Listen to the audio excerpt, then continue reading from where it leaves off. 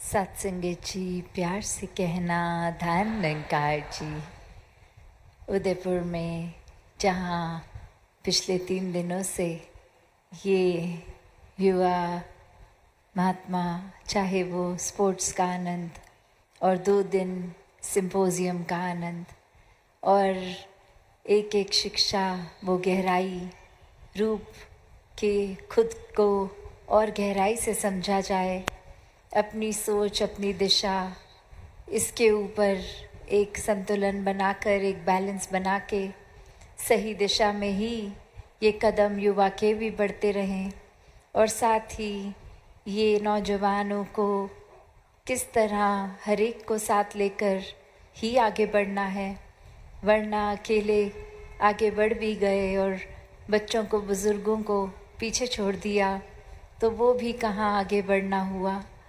तो कैसे ये सत्य, ये निराकार परमात्मा, एक चेतना, विवेक, एक सही सोझी, इसके ऊपर केंद्रित रहते हुए जहाँ वो संदेश युवाओं के लिए ज़रूरी, वहीं वो हर एज ग्रुप के लिए भी कि कैसे अपनी असली पहचान हो जाए और ये परमात्मा पल पल जीवन में शामिल हो जाए। ये भक्ति की शुरुआत इस ब्रह्म ज्ञान से हो।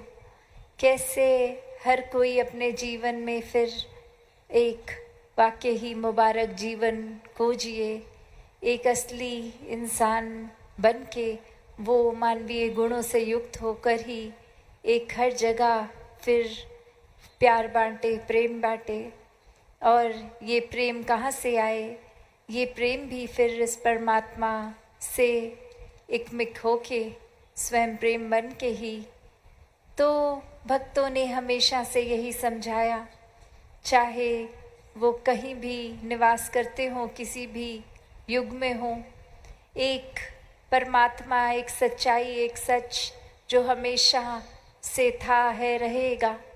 और कैसे जिन्होंने इस सच का संग कर लिया, वो तो जीते जी ही फिर बंदिशों से आज़ाद हो गए।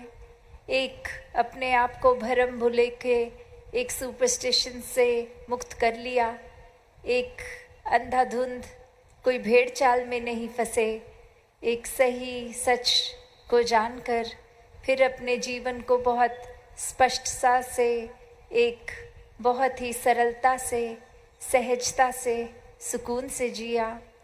ये भक्ति के आनंद में रंगे रहे और दुनियावी उतार चढ़ाव का फिर अपने ऊपर कोई असर ही नहीं आने दिया।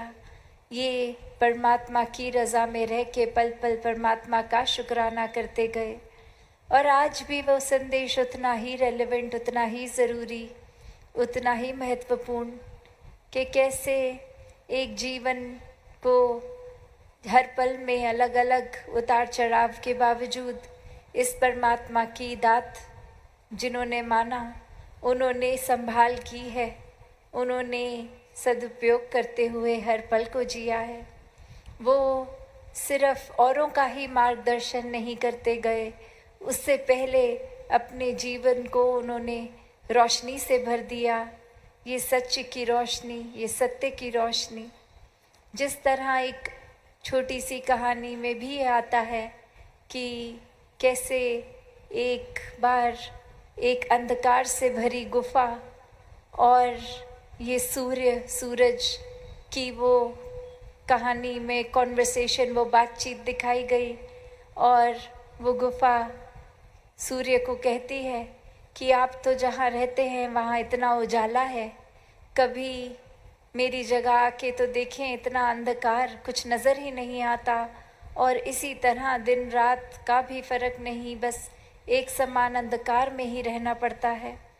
और वहीं सूर्य फिर उस गुफा में आके वो नज़ारा देखने के लिए, और तब वो गुफा को बाद में बोलता है कि ये क्या ही बात हुई, ये गुफा में तो बहुत ही रोशनी है, आप तो कह रहे हैं आप में अंधेरा है। तो बात वही कि वो अंधकार से भरी गुफा इसलिए क्योंकि वहाँ रोशनी नहीं, और सूर्य तो रोशनी ही है। जहाँ जाएगा अपनी फितरत साथ लेके जाएगा। वो रोशनी खुद ही कहीं भी हो वो रोशन ही होगी जगह। कोई सूरज पे रोशनी की डिपेंडेंसी नहीं, क्योंकि सूरज से रोशनी ही निकल रही है। तो बात वही, तिमिर गए रवि देखते कि ये अंधकार चाहे कब का भी हो, सिर्फ मायने क्या रखता है, वो पल भर में उजारा हो सकता है जब ये स्तोत्र, ये परमात्मा, ये खुद ही रोशनी, ये सच्ची रोशनी जो कभी एक बुझेगी नहीं, डिम नहीं होगी। ये ज़ोर से हवा भी चले तो एक आग की तरह ये ना फैलेगी ना बुझेगी, बस वो साक्षी रूप ये स्थिर अपनी जगह पे। और ऐसे ही ये उजाला जिन्होंने वाकई ही महसूस किया, सिर्फ अनुमान नहीं कि उजाला ऐसा होता होगा या रोशनी ऐसी है, नहीं, जिन्होंने ये महसूस किया, ये खुद ही संग किया रोशनी का, तो ही ये बात पता चलती है। तो हर एक को जहाँ युगों युगों से यही संदेश दिया गया, किसी भी धर्म ग्रंथ और किसी भी महापुरुषों की वाणी को सुने तो यही समझा रहे हैं कि श्वासों ने अचानक कभी भी ख़त्म होना है। कोई एक पक्का तो नहीं कि युवा अवस्था, बाल अवस्था या बुजुर्गी तक पहुंचना भी है। तो जो समय भी है उसको व्यर्थ ना गवाया जाए, इस परमात्मा के साथ अपना नाता जोड़ लिया जाए। एक अंधकार में जीवन जितना जी लिया तो वो समय निकल गया, कोई बात नहीं, अभी इसी पल से उजाले में जिया जा सकता है। तो कैसे हर कोई एक उजाले का संग कर ले, कैसे वाकई ही इंसानियत को अपनाएं, कैसे ही इस तरह जीवन जिया जाए। तो एक मन मुटाव आपसी भी, एक भेदभाव के कारण सब आहिस्ता आहिस्ता वो भी ख़त्म हो जाते हैं जब ये समझ आ जाता है कि एक बात तो छोटी सी हमारी बुद्धि, हमारे अहंकार ने ही इतना बड़ा बना दिया कि हमें अपने नज़रिए के अलावा किसी और का वो दृष्टिकोण सही लगा ही नहीं। सही लगना तो दूर की बात, हम अगले की बात सुनते ही नहीं हैं। कभी बातचीत घर के अंदर भी दो सदस्य कर रहे हों तो अक्सर ये ऐसा ही हो जाता है कि बस अपनी ही बात बोल दी, दूसरे की तो सुनी तक नहीं। अपनी बात को एक उस तरह मानकर कि दूसरा हमसे क्या बेटर कुछ बता ही नहीं पाएगा। हम जो कह रहे हैं, जहाँ से हमारी ये सोच आ रही है वही सही है। और ऐसा अनेकों बार देखा गया कि जब हम अगर किसी को सुन ही नहीं रहे तो वो चाहे कितनी भी ठीक बात बोलें, जब सुनी ही नहीं तो फिर उसका हम एक अच्छाई क्या ग्रहण करेंगे। और वहीं अगर सुन भी ली तो अक्सर ध्यान से नहीं सुनी, या फिर इसलिए सुनी कि आगे एक और हम कोई वाद विवाद कर सकें उस बात को पकड़ के, तो भी ये एक पॉजिटिव तरह से एक उस रूप में नहीं ग्रहण किया गया। और जब मन वाकई ही एक आर्ग्यूमेंट को, एक दलील को उस तरह से नहीं रखता किसी के आगे कि बस हमारा ही सही है ये नज़रिया, तो दूसरे की बात भी अच्छी लगती है। ये समझ आता है हाँ इस तरह हमने सोचा नहीं, ये अपनी जगह ठीक है, हम अपनी जगह ठीक हैं, तो गलत तो वो भी नहीं। तो ऐसे ये मनमुटाव, ये पारिवारिक रूप में भी अगर ये देखा जाए कि छोटी छोटी बातों का हल सिर्फ एक साथ हर एक को जब तक लेकर चलेंगे तो वो सॉल्यूशंस, वो एक आंसर्स अपने आप आते रहेंगे। और जब ये संतमति को अपना लेते हैं तो वहाँ ये ही भाव अगर है भी कि पता है कि कोई डिस्कशन हो भी रही है तो वहाँ वो नफ़रत का रूप नहीं ले लेती। एक ये इंसान को तब पता है कि इस डिस्कशन को करते हुए भी ये परमात्मा हाजिर नाजिर है, तो वो एक दूसरे की फीलिंग्स का ख्याल रख के वो बात की जाती है। फिर दूसरे के ऊपर कीचड़ नहीं उछाला जाता, एक अपनी बात स्पष्टता से तो रखी जाती है, पर साथ ही कुछ ऐसा भी कटाक्ष दूसरे पे नहीं कि जिससे वो शब्द ही इतनी चोट अगले को पहुंचा दें कि वो बात तो डाइल्यूट हो गई, वो बात तो फिर जो इतनी ज़रूरी भी नहीं रह गई, उससे ज़्यादा ज़रूरी तो उस इंसान के लिए फिर ये दर्द रह जाएगा जो हमारे द्वारा दिया गया।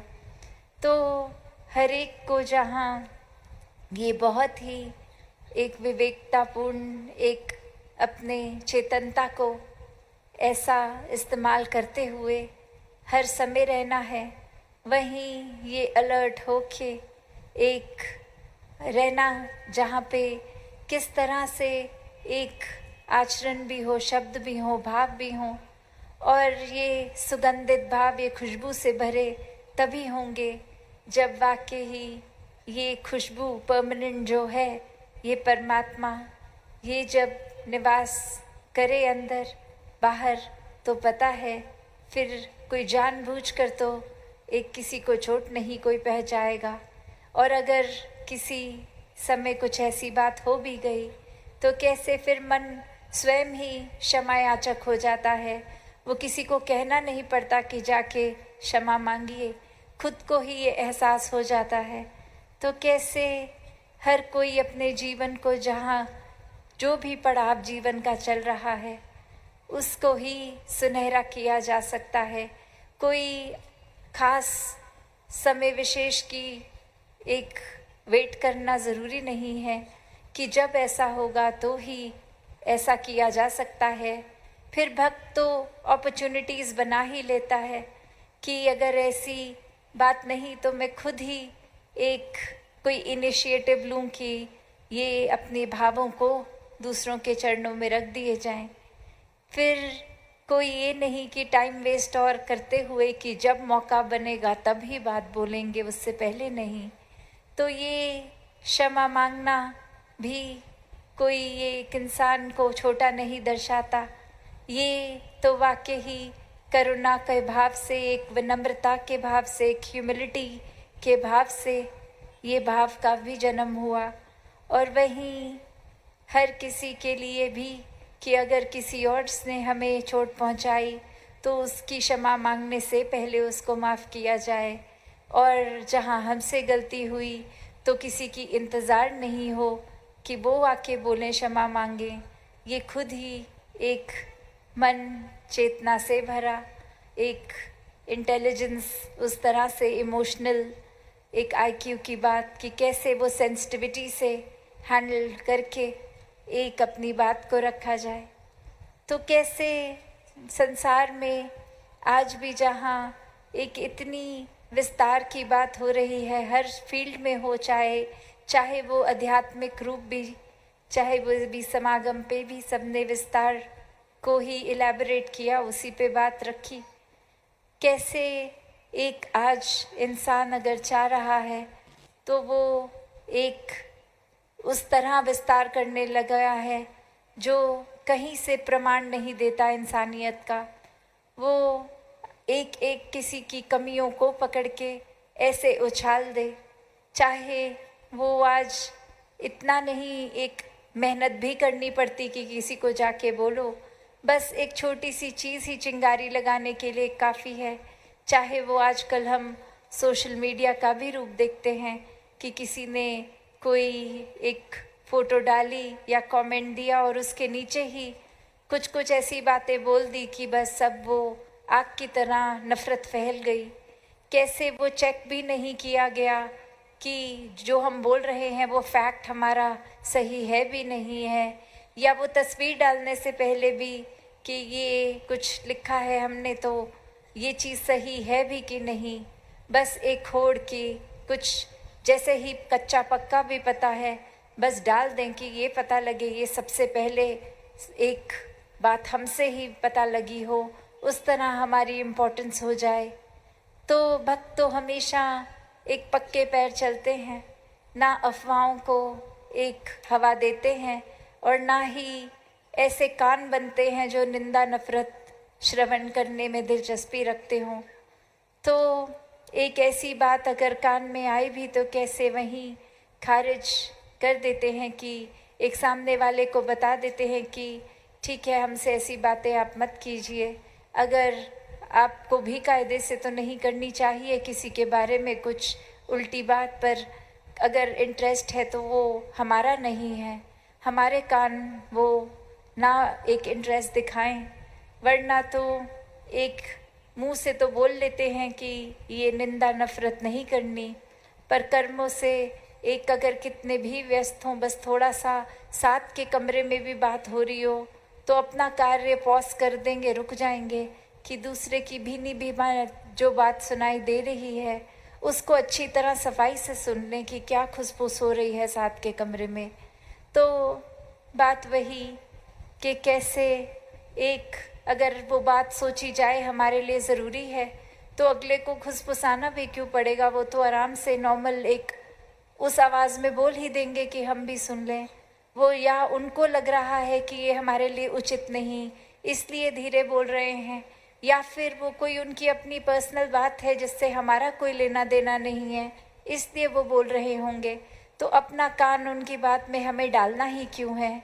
ये रुझाव, ये एक गॉसिप नेचर अगर है तो फिर ये हमारी मन की ही एक शरारत है, मन का ही एक वो पहलू है जिस पे ये काबू करना, एक इसको किस तरह से चैनलाइज करना है, वो फिर हमारे अंदर ही बात है, हमारे ऊपर ही निर्भर करता है।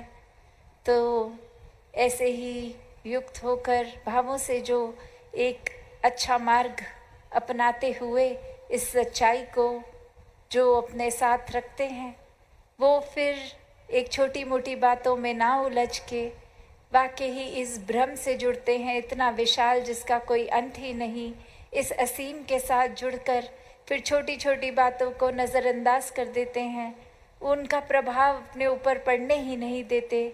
और ऐसी ही कैपेसिटी, ऐसा ही एक इंसान युक्त है इस एक ऐसी सोच को अपनाने के लिए। बस ये कमी, ये चूक हमारी ही हो रही है कि जिस तरह एक बीज पूरे का पूरा पेड़ बन सकता है जिसमें फल भी हैं, पत्ते भी हैं, लक्कड़ भी है, अन्य और चीज़ें, पर खुद ही वो बीज फूटने से ही डर रहा है कि ये एक इतनी सी एक तिन मात्र भी जो आइडेंटिटी है ये भी छूट जाएगी। तो बात वही कि इस निराकार के आगे तो हमारी एग्जिस्टेंस वैसे ही कुछ नहीं, और खुद अहंकार इतना भर लिया दिल दिमाग में कि खुद को ही सबसे इम्पोर्टेंट बना लिया। तो बात वही कि जिन्होंने अपना ये अभिमान गवा के एक विनम्रतापूर्ण अपनी एक अच्छाई को अर्पित करके इस परमात्मा के आगे जीवन जिया, वही वाकई ही एक सच्चे भक्त बने। तो दासी और समय ना लेते हुए इन्हीं शब्दों से आपसे आज्ञा लेगी। सत्संगत जी, धन्यवाद जी।